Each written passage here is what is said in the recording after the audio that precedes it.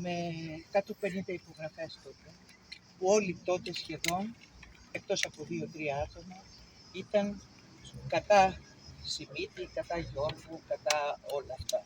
Ήταν φανατικά με τον Ανδρέα. Βεβαίως σήμερα πέρασαν πολλά χρόνια και δεν υπάρχει. Όμως αυτό που έγινε από τους ανάξιους επίγονους του Ανδρέα, τους ημιτικούς επίγονους, το κατατίσανε κοινάλ. Και το κοινάλ δεν είναι Πασόκ, κατ' εμέ. Εάν δεν επιστρέψουμε στις ρίζες του πραγματικού πατριωτικού Πασόκ, δεν νομίζω να υπάρχει μέλλον.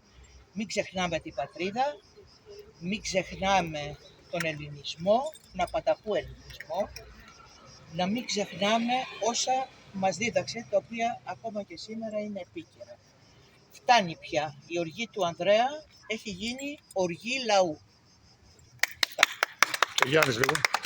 Πάμε κοντά.